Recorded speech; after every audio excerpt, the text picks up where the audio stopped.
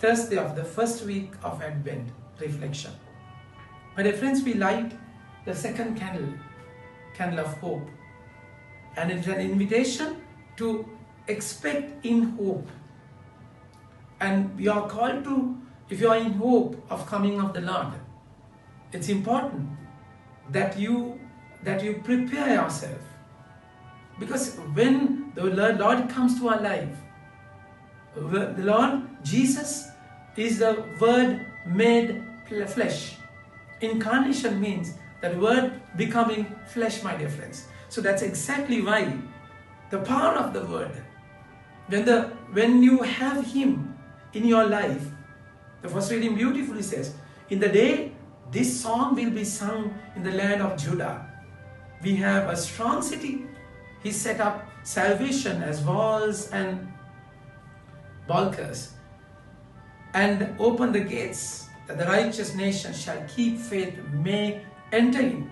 You keep him in perfect peace, whose mind is stayed on you, because he trusts in you.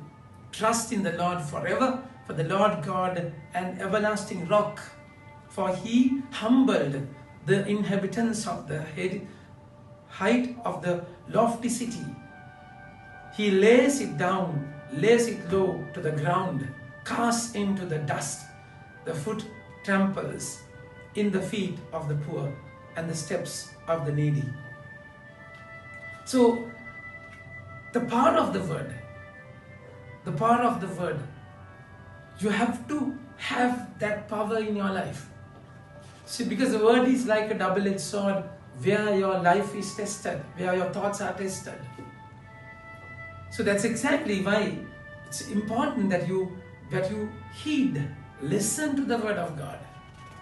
The Word says, the Gospel, no one who says to me, Lord, Lord, will enter the kingdom of heaven, but the one who does the will of my Father who is in heaven.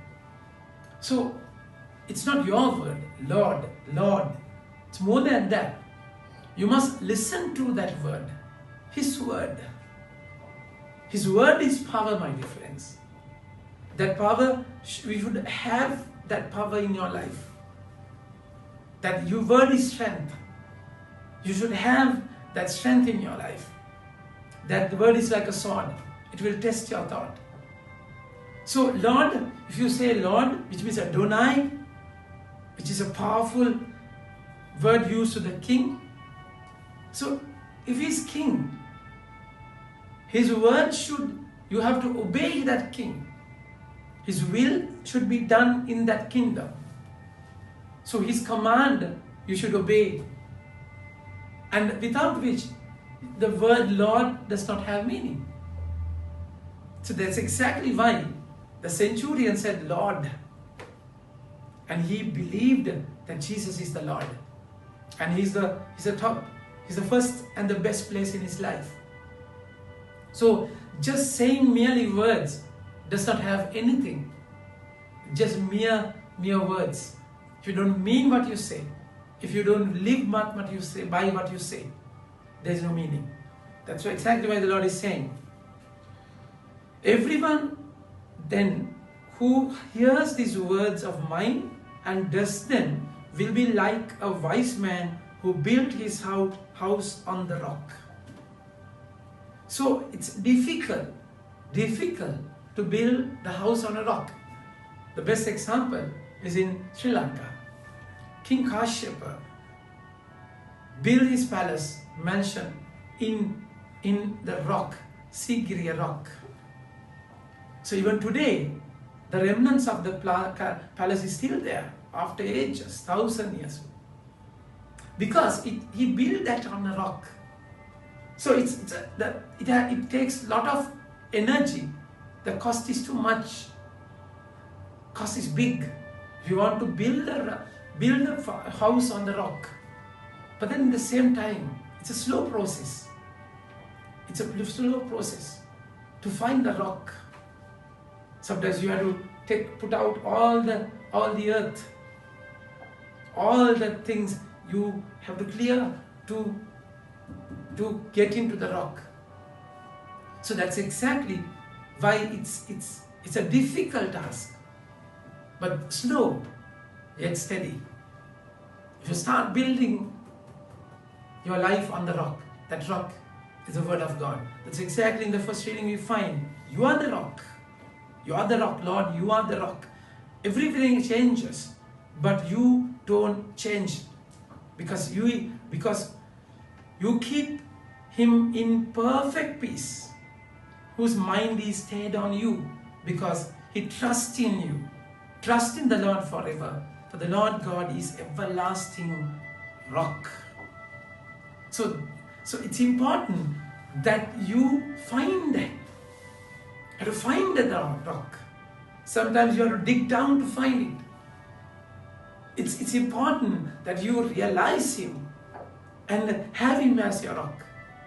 So building your house on a rock means obeying his commandments. You follow his. That obedience is the way that you can build a house. The Lord says, everyone who hears these words of mine and does them will be like wise man who built his house on a rock. But then he never assures you a trouble-free life. No. Why you should build your house on a rock? Exactly because there is catastrophe, calamity, struggle, attacks, and a lot of problems in the world. Storms, whirlpools, fire, earthshakes, earthquakes. You find them. So that's part of life. That's exactly part of life. That's why the word says, you'll be like, then what happened? And the rain fell, floods came, and the winds blew and beat on that house. That beating causes pain. I mean, it's painful. The struggle is always the same, isn't it? Whether you build your life on the rock or not, struggle would be same. Like the scorching sun. But then it's in that struggle what would happen? But it did not fall because it had been founded on the rock. This is the difference. You have to pay a price for that. But then when the struggle comes, the way you are going to enjoy it, it's different. Because you have strength. That journey is slow but very steady. So we have to think about this pain. Building your life on the rock. Saying yes to the Lord and obeying him. You have to tear your will, isn't it? You have to crush your wish. Sometimes your dreams are broken, but thrown into pieces. That's exactly the life, my dear friends. Christmas is all about it. Christmas is a day where God's dream came true, while others' dreams were completely crushed and smashed. But then those who build a house on the sand, it's very easy, soothing. It's a life of cocoa garden, isn't it? But then when the wind blows, rain fell, floods came, and it fell, and that great was the fall of it. This is exactly why the Lord wants you in this Advent. Think about your places where you have built on the sand, your comfort zone.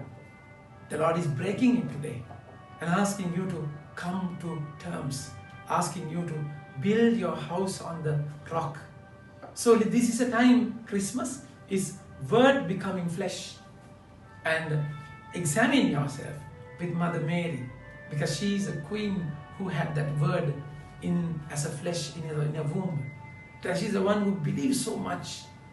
The invitation for you is also the same, to believe in that word strongly, very strongly, because then none can shake you or break you or make you fall. Think about it. Have a nice day. May God bless you.